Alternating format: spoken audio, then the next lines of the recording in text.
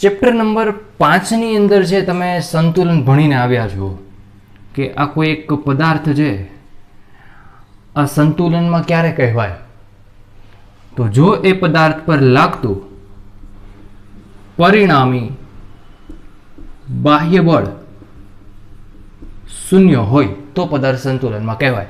ધારો કે હું એક ટેબલ પર પડેલો એક પદાર્થ છે એના પર 5 ન્યૂટનનું બળ છે એ લગાવું છું, સામેથી પણ 5 ન્યૂટનનું બળ લગાવું તો પદાર્થ પર લાગતું પરિણામી બળ કેટલું? તમે શું જવાબ આપશો? 0. આ 5 ને આપણે પ્લસ લખીએ છીએ, આ 5 ને માઇનસ લખીએ છીએ. આ ધન x અક્ષ દિશામાં છે જેને આપણે પ્લસ લઈએ છીએ, ઋણ x અક્ષ દિશામાં છે જેને આપણે માઇનસ લઈએ છીએ. અને પરિણામી બળ જ્યારે શોધવા જઈએ એટલે કે આને આપણે એવું લખીએ કે F1 સદિશ બરાબર 5 I કેરેટ ન્યૂટન, આ છે ધારો કે F2 સદિશ એટલે એ થશે -5 I કેરેટ. ઋણ x ની દિશાનો એકમ સદિશ આપણે શું લખીએ છીએ? -I કેરેટ લખીએ છીએ. તો જ્યારે આપણે પરિણામી બળ શોધીએ છીએ ત્યારે આપણે આવું લખીએ છીએ કે F1 સદિશ પ્લસ F2 સદિશ, કિંમત મૂકીએ એટલે આપણે શું મળશે? શૂન્ય મળશે. બરાબર. તો આ થયું પદાર્થ સંતુલનમાં છે. પણ આ ક્યારે? આ રેખીય સંતુલનની વાત થઈ.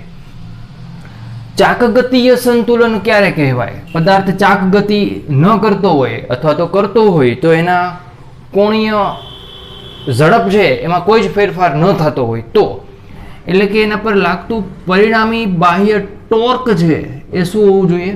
શૂન્ય હોવું જોઈએ. તો ચાકગતીય સંતુલન અને રેખીય સંતુલન બંને હોવું જોઈએ તો પદાર્થ છે એ સંતુલનમાં કહેવાય. તો લખીએ આપણે વ્યાખ્યા કે જો કોઈ દ્રઢ પદાર્થ પર લાગતું પરિણામી બાહ્ય બળ શૂન્ય હોય તો દ્રઢ પદાર્થ રેખીય ગતિ નહીં કરે અથવા રેખીય ગતિ છે એમાં કોઈ ફેરફાર નહીં થાય. ન્યૂટનની ગતિના પહેલા નિયમ અનુસાર કે જો કોઈ પદાર્થ પર બાહ્ય બળ ન લાગે, પરિણામી બાહ્ય બળ ન લાગે ત્યાં સુધી સ્થિર પદાર્થ સ્થિર રહે અને અચળ ઝડપથી ગતિ કરતો પદાર્થ પોતાની અચળ ઝડપથી ગતિ શું રાખે? ચાલુ રાખે. તો સેમ એના જેમ જ એ જ વાત છે આપણે અહીંયા કરીએ છીએ. દ્રઢ પદાર્થ રેખીય સંતુલનમાં છે તેમ કહેવાય. એટલે કે પરિણામી બળ મેથેમેટિકલી લખવા જઈએ તો સિગ્મા સરવાળો એ કેવો મળે છે? શૂન્ય મળે છે. બાળકો એવું સમજો કે ભાઈ પદાર્થ પર F1 બળ લાગે છે. F1 ઇઝ ઇક્વલ ટુ તમે શું લખો? તો Fx1, Fy1, Fz1, એટલે કે બળના x, y અને z યામ છે એ મેં અહીંયા લખેલા છે. તમને ખબર છે કોઈ સદિશને આપણે કેટલી રીતે લખી શકીએ? રજૂઆત કેટલી રીતે થાય? 6 રીતે રજૂઆત થાય, જે ચેપ્ટર નંબર 4 ની અંદર છે આપણે ભણ્યા. ન જોયો હોય વિડીયો તો એ વિડીયો છે તમને પ્લેલિસ્ટમાંથી મળી રહેશે. જો આ પદાર્થ પર કોઈ બીજું બળ લાગે છે તો તમે શું લખશો કે એ બળનો પણ x યામ હશે, એ બીજું બળ છે એનો પણ y યામ હશે અને એનો પણ શું હશે? z યામ પણ હશે. તો કંઈક છે આપણે આવી રીતે મળે.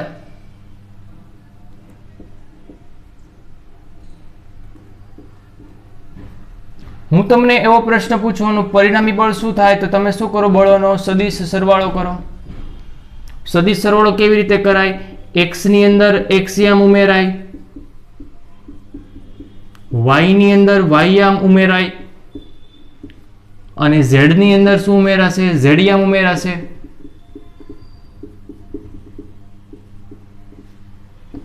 તો ઇનડાયરેક્ટલી તમે શું કહો છો કે ભાઈ પરિણામી બળનો જે x યામ છે એ તમને શું આપે છે? દરેક બળના x યામોનો શું થાય? સરવાળો થાય. તો આને આપણે આવી રીતે પણ લખી શકીએ, પરિણામી x યામ એટલે વ્યાપક સ્વરૂપે લખવું તો Fxi, I from 1 to n. તો પરિણામી બળ જો શૂન્ય હોય એનું મિનિંગ શું થાય? કે એ પરિણામી બળનો જો તમે x યામ લખો પણ તંત્રમાં એક કરતા તો આવા વધારે બળો હશે. ધારો કે n બળો છે, મેં અહીંયા સમજૂતી માટે માત્ર 2 બળ લઈને વાત કરી છે. તો એનો એક્સયમ પણ 0 હશે, એનો વાયયમ છે એ પણ શું હશે? 0 હશે. અને એમનો ઝેડિયમની જો વાત કરવામાં આવે તો એનો ઝેડિયમ છે એ પણ શું હશે? 0 જ હોય. બાળકો સીધું સિમ્પલ વસ્તુ છે કે ભાઈ પરિણામી બળ 0 એટલે શું? આ 0 એટલે 0 સદિશ, શૂન્ય સદિશ. ચેપ્ટર 4 શૂન્ય સદિશ એટલે શું? એના 3 આયામ કેવા હોય? 0 0 0 0. બરાબર. તો એ જ તો લખ્યું છે આપણે, એક્સયમ 0, વાયયમ 0 ને ઝેડિયમ 0. માત્ર ટેક્સ્ટ બુકમાં આવી રીતે રજૂઆત છે મેથેમેટિકલી, એટલા માટે જે આપણે એ વાત જે કરીએ છીએ. આ તો તમે ચેપ્ટર નંબર 5 ની અંદર ભણ્યા છો એ વાત. આ થયું રેખીય સંતુલન, કે જો પરિણામી બળ 0 હોય તો પદાર્થ કેવા સંતુલનમાં છે? તો પદાર્થ રેખીય સંતુલનમાં છે. આપણે બંને સંતુલનની વાત કરીએ છીએ તો ટોર્ક પણ શું હોવું જોઈએ? 0 હોવું જોઈએ.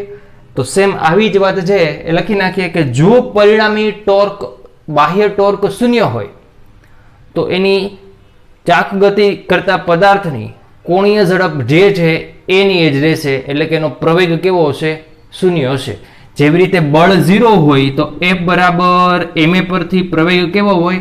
0 હોય. એવી રીતે જો ટોર્ક 0 હોય તો ટાવ ઇઝ ઇક્વલ ટુ સૂત્ર શું થશે? I આલ્ફા, જ્યાં I શું છે? જડત્વની ચાક માત્રા, જેને આપણે પછી જોઈએ આવનારા વિડીયોની અંદર. તો જો ટોર્ક જ 0 છે તો આલ્ફા પણ કેવો હશે? 0. એટલે કે એની કોણીય ઝડપમાં કોઈ જ બદલાવ નહીં થાય. એટલે કે વ્યાખ્યા લખી નાખીએ કે કોઈ દ્રઢ પદાર્થ પર લાગતું પરિણામી બાહ્ય ટોર્ક 0 હોય તો તે દ્રઢ પદાર્થ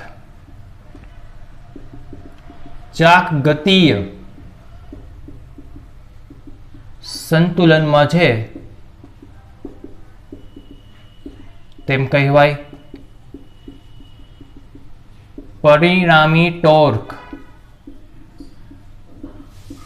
એ કેવું છે? 0 છે. એનો મીનિંગ શું થાય? એટલે કે આ ટોર્કનો જો એક્સ યામ તમે લખવા જાઓ તો કેવો છે? 0 હશે. આ ટોર્કનો જો આપણે વાયયામ લખશું તો એ પણ 0 હશે. અને આ ટોર્કનો જો આપણે ઝેડિયમ લખશું તો એ પણ કેવો હશે? 0 હશે. આના માટે આપણે 3 અલગ અલગ પરિસ્થિતિ છે હવે એનો વિચાર કરીએ. એના પહેલા કે તંત્રમાં ચાકગતીય સંતુલન પણ છે અને શું છે? રેખીય સંતુલન પણ છે. એટલે કે જો દ્રઢ પદાર્થ રેખીય અને ચાકગતીય સંતુલનમાં હોય તો તે દ્રઢ પદાર્થ સંતુલનમાં છે તેમ કહેવાય. એટલે કે એના પરનું પરિણામી બળ પણ 0 હોવું જોઈએ અને એના પરનું પરિણામી ટોર્ક પણ શું હોવું જોઈએ? 0 હોવું જોઈએ. તો જલ્દી પહેલા આટલી વાત છે આપણી નોટબુકની અંદર નોંધી લઈએ.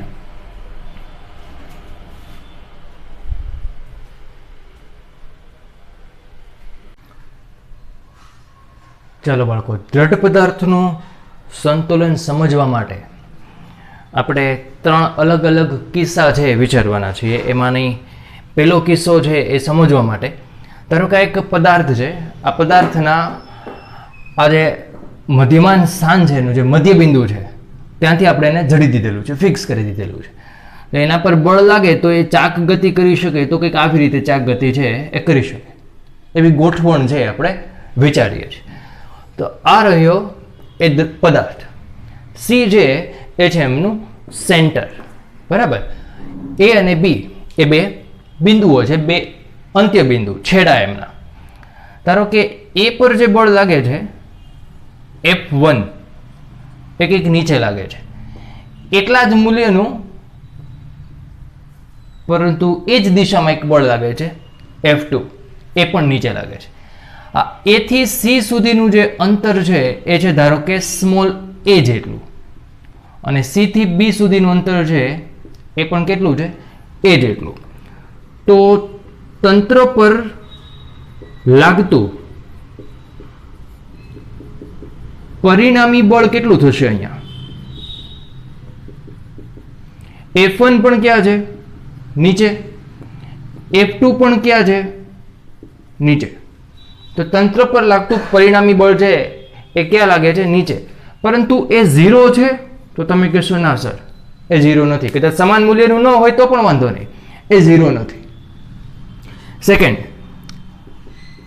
અહીં આપણે એક કેસ વિચારી લઈએ છીએ કે ભાઈ અહીંયા જે F1 અને F2 નું મૂલ્ય છે એ આપણે સમાન આપેલું છે એવું લઈ લો, એવું પ્રશ્નની અંદર કીધેલું છે. ધારો કે શું કામ? નેક્સ્ટ સ્થિતિ છે એનો વિચાર કરીએ. તંત્ર પર લાગતું પરિણામી ટોર્ક છે એ વિચારવું છે.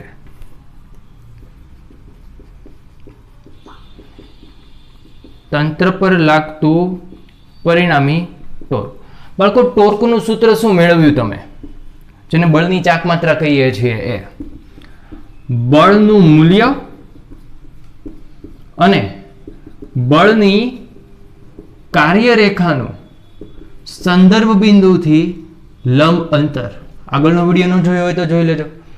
બળનું મૂલ્ય અને બળની કાર્યરેખાનું સંદર્ભ બિંદુથી લંબ અંતર એટલે બળની ચાક માત્રા. જ્યારે જ્યારે આપણે દાખલા ગણશું ત્યારે આપણે ટોર્કનું આ સૂત્ર તો સદિશ સ્વરૂપે યુઝ કરશું. બાકી આપણે આ જ સમીકરણ છે, આ જ ફોર્મ્યુલા છે એનો જ ઉપયોગ છે એ કરવાના છીએ. ચાલો તો અહીંયા આવીએ. તો પરિણામી ટોર્ક એટલે શું?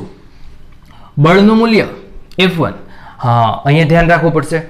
જો ધન x દિશાના બળ હોય તો આપણે એને શું લઈએ છીએ? ધન.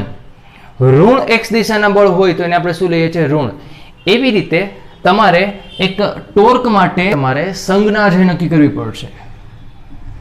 સંજ્ઞા તમે તમારા રીતે નક્કી કરી શકો. ધારો કે આપણે એવું લઈએ કે ભાઈ સમઘડી દિશાનું ટોર્ક હોય તો એને મારે ધન લેવું, તો જો વિષમ ઘડી દિશાનું ટોર્ક હોય તો એને આપણે શું લેશું? ઋણ લેશું. બરાબર? આ સંજ્ઞા છે એને ખાસ ધ્યાનમાં રાખીએ. તો અહીંયા આપણે ડાયાગ્રામની અંદર વિચારો જોઈએ તમે. F1 ના લીધે પદાર્થ છે મારો એ કઈ દિશામાં ફરશે? અહીંયા ફિક્સ કરેલો છે. F1 બળ લાગશે તો આપણો પદાર્થ આમ ફરશે. તો આ વિષમઘડી દિશા થઈ. ઘડિયાળના કાંટા કરતા કઈ દિશા? વિરુદ્ધ દિશા. તો ધારો આપણે એવી સંજ્ઞા ધારેલી છે કે વિષમઘડી દિશાનું ટોર્ક છે એને ઋણ લઈએ છીએ. સર આમ લઈ શકાય? હા, તમારી ઈચ્છા. સમઘડીનું ઋણ લેવું હોય તો પણ છૂટ છે. તો વિષમઘડી દિશાનું ટોર્ક છે અહીંયા આપણે શું લીધેલું છે? ઋણ. તો હું નિશાની કરીશ આગળ ઋણ. સૂત્ર શું છે? બળનું મૂલ્ય અને બળની કાર્યરેખા.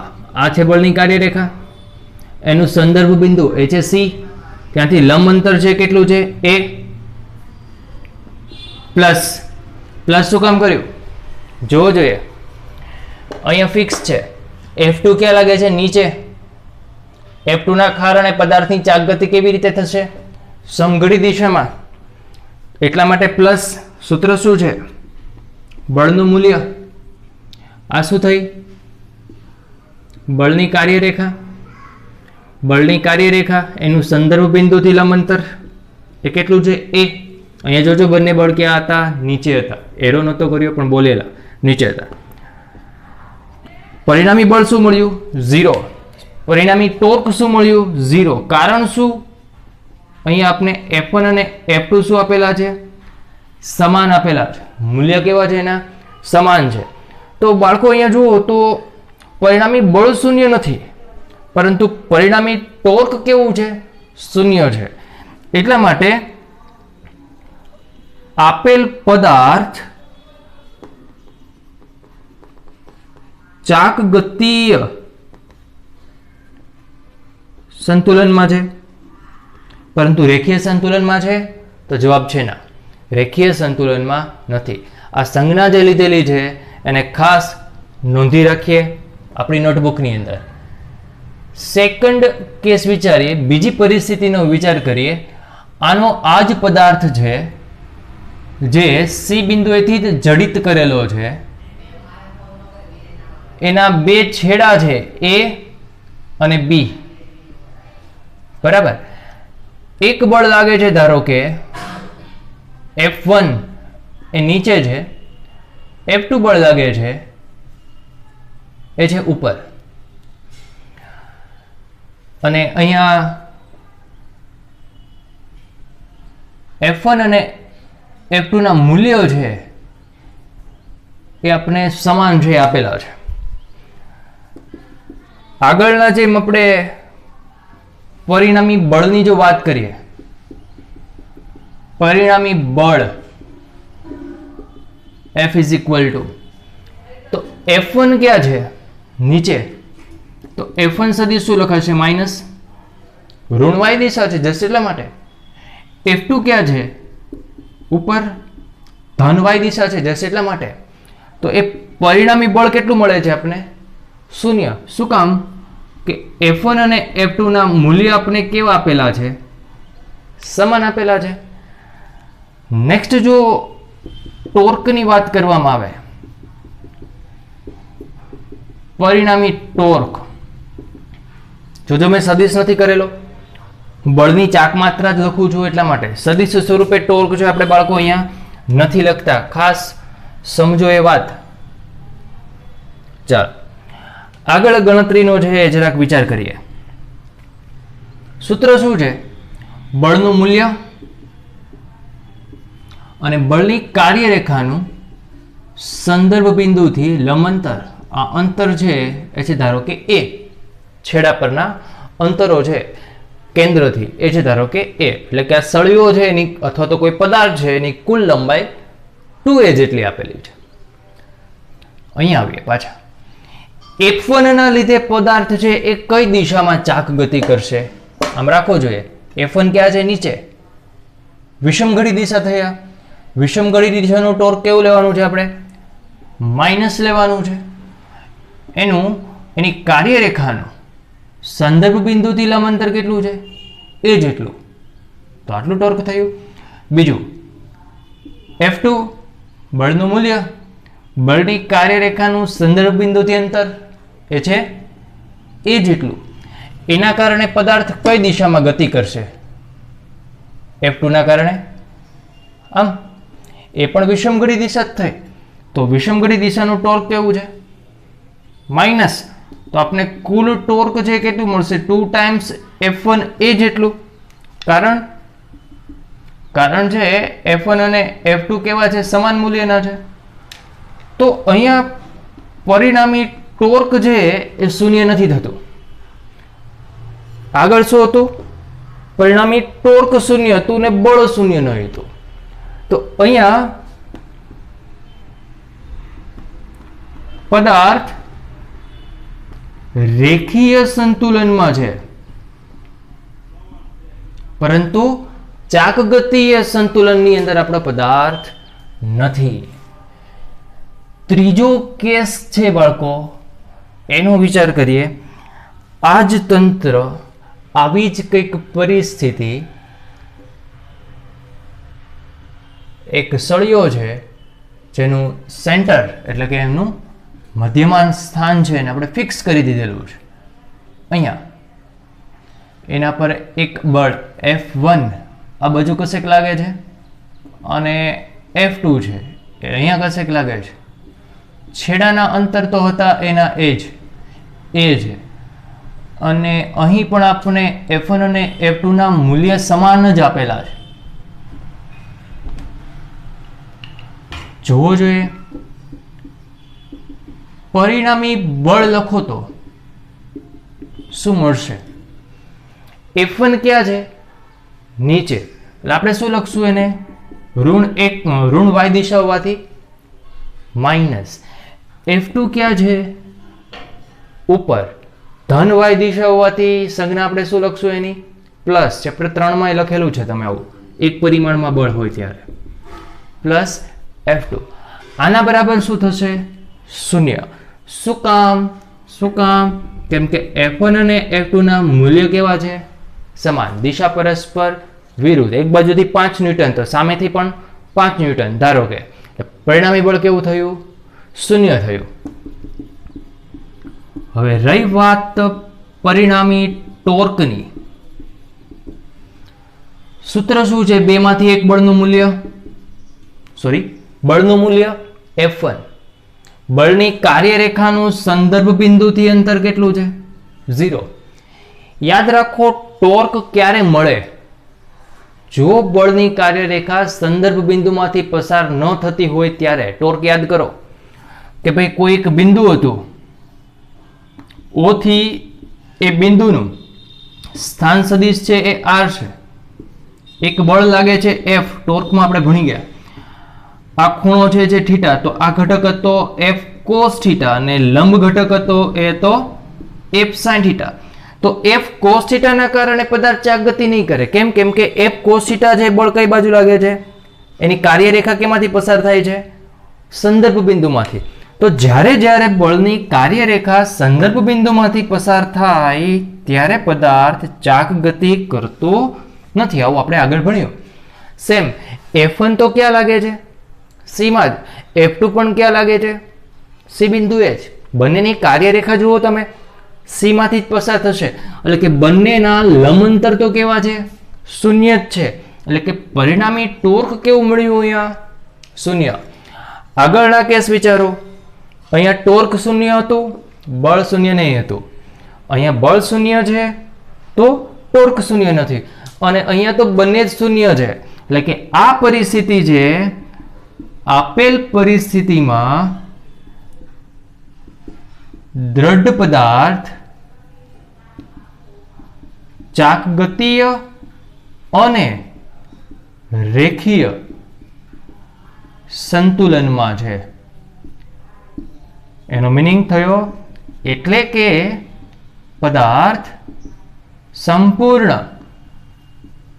સંતુલનમાં છે. તો જલ્દી આ વાત નોંધી લઈએ આપણે.